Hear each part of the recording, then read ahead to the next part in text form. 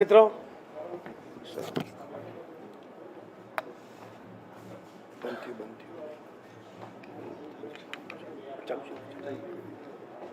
નમસ્કાર મિત્રો, આજે ગુજરાતમાં 8 વિધાનસભાના બાય ઇલેક્શન હતા, એનું કાઉન્ટિંગ હતું. ભારતીય જનતા પાર્ટીના સૌ કાર્યકર્તા અને આગેવાનોને પૂરો વિશ્વાસ હતો કે આ વખતે અમે 8 સીટ જીતવાના છે. ગુજરાતના મતદાર ભાઈ બહેનોએ જે રીતે ભારતીય જનતા પાર્ટીના ઉમેદવારોમાં વિશ્વાસ મૂક્યો એના કારણે જીત તો થઈ છે, પરંતુ ભવ્ય જીત થઈ છે. એના માટે હું સૌ મતદાર ભાઈ બહેનોનો પણ આભાર માનું છું. કાર્યકર્તાઓની મહેનત અને આગેવાનોએ જે રચના કરી વ્યૂહરચના, એના કારણે આ જીત સંભવિત થઈ છે. કોંગ્રેસના કેટલાક નેતાઓમાં એક નવી જમાત હવે ઊભી થઈ છે, ટ્વીટી જમાત. બેઠા ટ્વીટ કરું, લોકો વચ્ચે જવાની એમનામાં હિંમત નથી. અને ભારતીય જનતા પાર્ટીની બૂથ મેનેજમેન્ટ માટેની ટીકા કરતા હતા, એમને પણ આ જવાબ છે કે આજે ભારતીય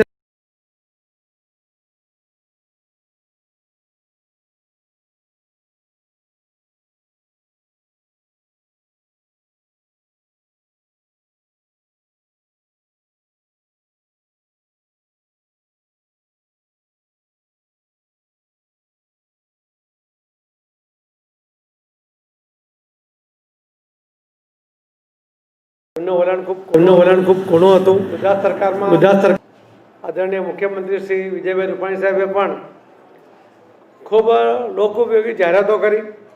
એના દ્વારા લોકોના મન જીત્યા અને જીતવા માટેનું એક વાતાવરણ એના કારણે નિર્માણ થયું છે.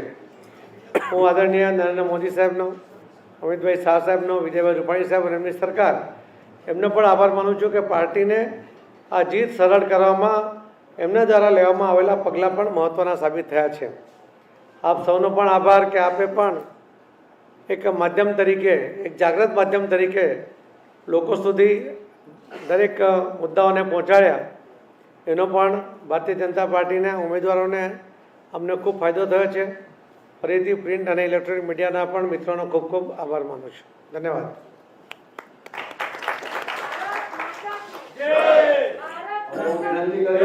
ગુજરાતના લોકલાડીલા મુખ્યમંત્રી આદરણીય શ્રી વિજયભાઈ રૂપાણીજીને સંબોધન કરો. આજે સમગ્ર દેશમાં મતગણના નિર્ણાયક તબક્કામાં પહોંચી છે. સર્વત્ર ભારતીય જનતા પાર્ટીનો વિજય થઈ રહ્યો છે. બિહારમાં પણ એનડીએ આગળ છે. ઉત્તર પ્રદેશ, મધ્યપ્રદેશ, ગુજરાત બધામાં ભારતીય જનતા પાર્ટીનો વિજય થઈ રહ્યો છે. સૌપ્રથમ ગુજરાતમાં 8 બેઠકો ભારતીય જનતા પાર્ટી અત્યારે જીતની દિશામાં આગળ વધી રહી છે.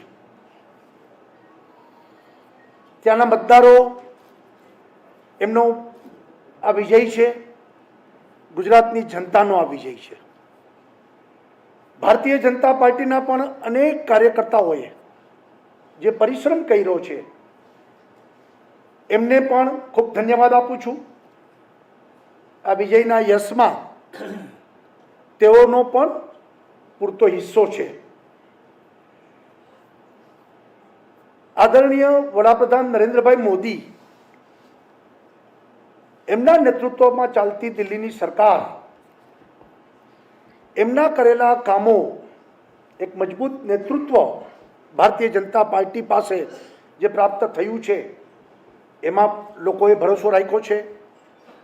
ગુજરાતમાં પણ ભારતીય જનતા પાર્ટીની સરકારે જે પ્રજાલક્ષી કામો કર્યા છે, એનો પણ લોકોએ પ્રતિસાદ આપ્યો છે. અને આ ચૂંટણીમાં ગુજરાતના અલગ અલગ વિસ્તારો, અલગ અલગ સમાજો આમાં મતદાન કર્યું છે.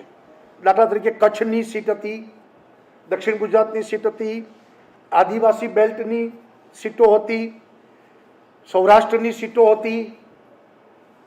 દરેક સમાજ પણ આ 8 જે મતદાન થયા ત્યાં આગળ મુસ્લિમ પ્રભાવિત એરિયા હતો,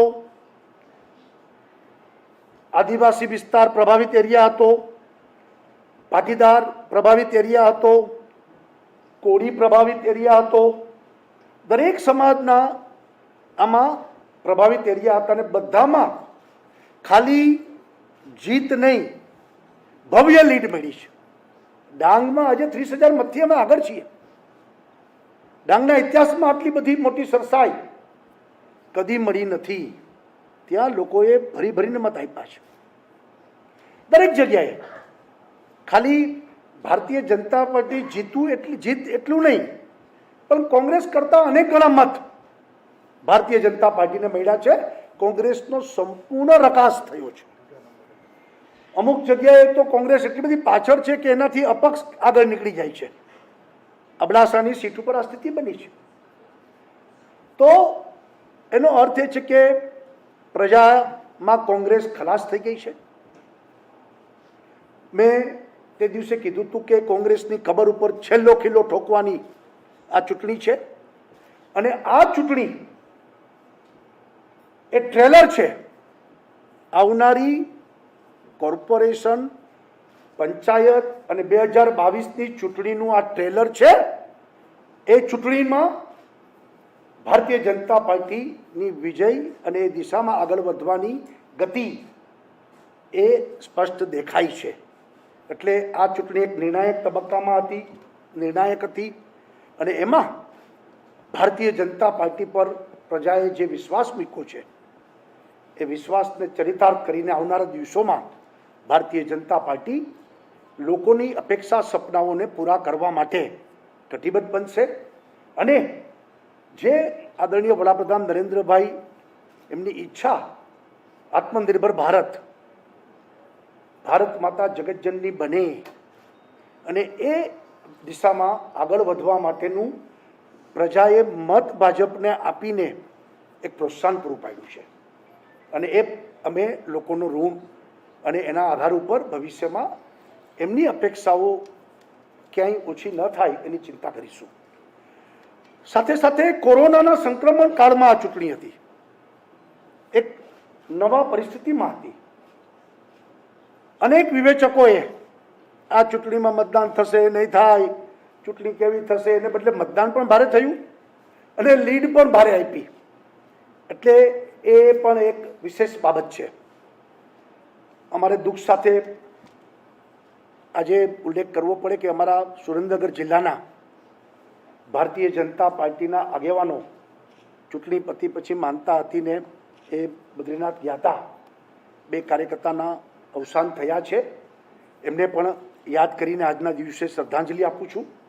અને આ વિજય એ જનતાનો વિજય છે. જનતાની અપેક્ષા, લાગણી, આકાંક્ષાઓ એને અમે પરિપૂર્ણ કરીશું જ, એ બાબતની ખાતરી આપીએ છીએ. આવનારા દિવસોમાં ગુજરાત હવે ભારતીય જનતા પાર્ટીના 111 ધારાસભ્ય બન્યા, સંખ્યાબળ થયું છે. અને એક મજબૂત સરકાર તરીકે અમે વિશેષ આગળ વધી અને લોકો વચ્ચે કામ કરીશું.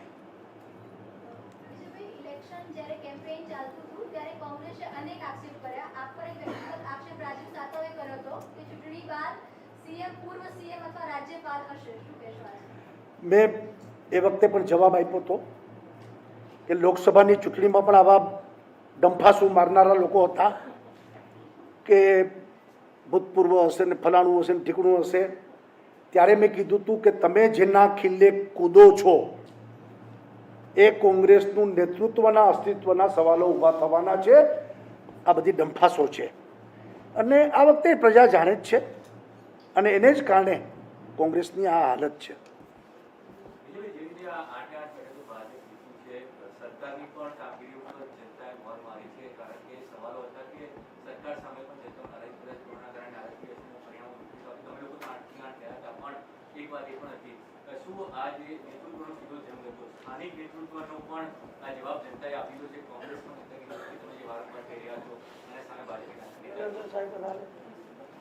નહીં, એટલે કોંગ્રેસે તે દિવસે અમે કહેતા હતા કે બેબુનિયાદ આક્ષેપ કરી રહી છે. કશી જગ્યાએ અસંતોષ નથી. કોંગ્રેસ અસંતોષ ફેલાવવાના અનેક કારસાઓ રચ્યા હતા, પણ થયું નથી. કોંગ્રેસે છેલ્લા દિવસોમાં પણ અનેક જૂઠા આક્ષેપો પ્રતિ આક્ષેપો કર્યા હતા, પરંતુ પ્રજાએ કોંગ્રેસનું સ્થાન દેખાડી દીધું છે. અને કોંગ્રેસ, મેં કીધું ને, ખાલી ભાજપ જીતી છે કે નથી, ભવ્ય મતે જીતી છે. એટલે કોંગ્રેસને બહુ આથી મોટો જાકારો કદી હોઈ ન શકે. એ તો ચૂંટણી પંચે નિર્ણય કરવાનો છે, એ અમારો નિર્ણય નથી. પરંતુ મેં કીધું એમ, આ ટ્રેલર છે. આવનારી સ્થાનિક સ્વરાજ્યની ચૂંટણી 2022ની ચૂંટણી, એના દિશા દર્શન કરનારું આ પરિણામ છે. આ વખતે તમે સૌથી વધારે પેજ કમિટી પર ભાર મૂક્યો હતો. જો બધી જ બેઠકો જીતો છો તો કયા સમીકરણો કેલ્ક્યુલેશન છે જેને તમે લાગે છે કે આ વખતની ચૂંટણીમાં ઇમ્પ્લિમેન્ટ થયા? કોઈ એક મુદ્દા પર ક્યારેય ઇલેક્શન જીતી શકાતું નથી, પરંતુ વ્યવસ્થાના ભાગમાં બાકીના વ્યવસ્થાની સાથે સાથે અમે પેજ કમિટીને મહત્ત્વ આપ્યું હતું. કાર્યકર્તાઓએ ખૂબ મહેનતથી આ બૂથ કમિટીઓ બનાવી હતી. અબડાસામાં સૌથી પહેલાં બની, આજે એનું રિઝલ્ટ આપણી સામે દેખાય છે. કપરાડામાં પણ સૌથી પહેલાં બની, એના સામે દેખાય છે.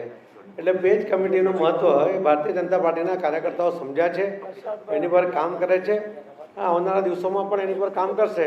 પરંતુ એ સાથે સાથે પણ લોકો સુધી પહોંચવા, લોકો સુધી સરકારના યોજનાઓનો લાભ પહોંચાડવો, લાભાર્થીઓને મદદ મળી જાય એટલા માટે સામેથી શોધવા અને એમની સાથેનો સંપર્ક જાળવવો, એ કાર્યકર્તાઓએ જે માધ્યમથી મજબૂત રીતે કામ કર્યું છે, એ પણ જીતનો ખૂબ મહત્વનો ભાગ છે.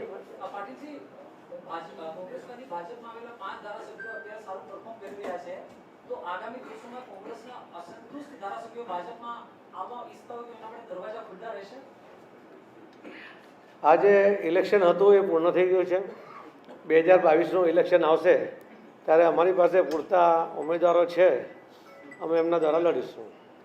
पाटिल जी, हिंदी में बताइए कि जो 8 सीटों पे जीत हुई है, क्या आपकी रणनीति रही थी और किस तरीके से आप लोगों ने ये जीत हासिल? आदरणीय मोदी साहब का जो काम करने का तरीका है, उसके वजह से जो प्रजा का उनके लिए एक लगाव है, वो एक महत्व का कारण है.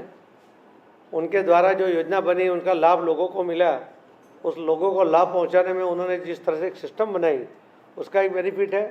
गुजरात सरकार ने जो योजना अलग अलग जाहिर किया और आदरणीय मुख्यमंत्री जी ने गरीब से गरीब तबके को इसका लाभ मिले, उसके लिए पूरा प्रयत्न किया. ये सभी प्लस होते हुए भारतीय जनता पार्टी के कार्यकर्ताओं ने उसके प्रचार में, प्रसार में और मतदाताओं के साथ संपर्क करने में जिस तरह से ये काम किया है 3-4 महीने से, उसका एक परिणाम है. उसकी वजह से इतनी अच्छी जीत मिली है.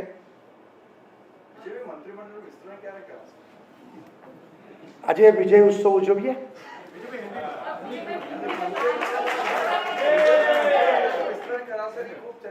आज भारतीय जनता पार्टी पूरे देश में सार्वत्रिक विजय हासिल कर रहा है. बढ़ोतरी बढ़ रही है. बिहार हो, उत्तर प्रदेश हो, मध्य प्रदेश हो या गुजरात हो, सभी जगह आदरणीय प्रधानमंत्री मोदी जी के नेतृत्व में केंद्र की सरकार और भारतीय जनता पार्टी के प्रति लोगों की जो लोगों का समर्थन और श्रद्धा, विश्वास, उसका ये परिणाम है. सबसे पहले मैं गुजरात की जनता का, जिन्होंने कोरोना के संक्रमण में भी इतना भारी मतदान किया और भारतीय जनता पार्टी को वोट देकर भव्य विजय हासिल किया. हमारे सभी सीटों पर सिर्फ विजय नहीं, लेकिन भारे मतों से हम विजयी हुए हैं. तो वो जनता का, मतदाताओं का हम आभार करते हैं, ऋण स्वीकार करते हैं. हमारे कार्यकर्ताओं ने भी कोरोना के संक्रमण में परिश्रम की पराकाष्ठा की है. उन सभी कार्यकर्ता संगठन के सभी लोगों का भी हम धन्यवाद करते हैं और ये विजय का यश में उनको भी हम साथ में जोड़ते हैं. विजय में ये बताइए कि एक मिनट. गुजरात में कांग्रेस का झूठा प्रचार, सब उन्होंने जो तरकीबें की, जनता ने उनके खिलाफ, इतना बुरा कांग्रेस का हाल पिछले दिनों में कभी नहीं हुआ था। ऐसा हाल इस 8 चुनाव में सभी सीट हम जीते तो खरे, लेकिन अबड़ा में तो कभी कभी राउंड में कांग्रेस तीसरे नंबर पे थी, वो सेकंड नंबर पे भी नहीं थी। तो ये स्थिति कांग्रेस की बनी हुई है, लोगों ने उनको नकारा है और कांग्रेस की नकारात्मक नेगेटिव एक्टिविटी को गुजरात में लोगों ने परास्त किया है। आदरणीय मोदी जी और अमित भाई शाह गुजरात के सपूत, गुजरात भारतीय जनता पार्टी का गढ़ है और रहेगा। इस चुनाव के नतीजे इस दिशा में भारतीय जनता पार्टी का गुजरात एक गढ़ न के नाते शक्तिशाली एक यूनिट और भारतीय जनता पार्टी के प्रति जनता की जो अपेक्षा, श्रद्धा और उनका विश्वास उनको बरकरार किया है। भारतीय जनता पार्टी गुजरात में अब 111 हम एमएलए बन गए। एक मजबूत सरकार के नाते आने वाले दिन में जो जनता ने हमारे पर भरोसा रखा है, विश्वास रखा है, उनको हम यथार्थ प्रयत्न से उनको हम वो विश्वास को आगे बढ़ाएंगे। खास तौर पर आने वाले जो चुनाव, पंचायत, म्युनिसिपल कॉरपोरेशन और 2022 की जनरल असेंबली चुनाव, ये सिर्फ ट्रेलर है और आने वाले जो चुनाव है हमारे, उसी दिशा में ये एक दिशा दर्शन हुआ है। 8 सीट जिताकर आने वाले चुनाव का भी आज एक दिशा दर्शन हो गया है, ये ट्रेलर है। आने वाले दिनों में भी कांग्रेस संपूर्ण तो वो परास्त होगा, ऐसा मुझे पूरा भरोसा है। કોઈ અત્યારે ચર્ચા જ નથી, પહેલાંય નથી, અત્યારે નથી।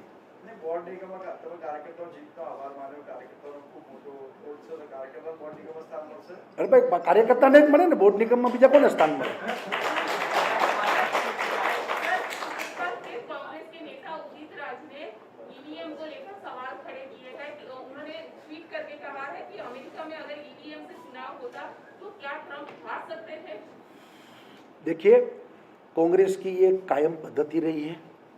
कांग्रेस ने जो स्टेट में चुनाव जीता वहाँ ईवीएम ही थे, तभी ईवीएम अच्छे लगते थे, और जहाँ हारे तब ईवीएम को दोष देना। कांग्रेस अपना चेहरा आईने में देखे, अपनी तकलीफ क्या है वो देखे, ईवीएम को दोष देना ये बेकार की बातें है। ठीक है, धन्यवाद।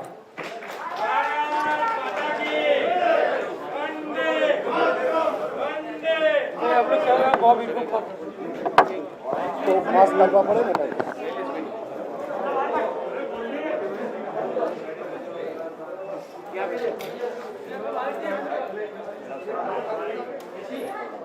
ભારત માતા કે વિકાસ જ કરી છે।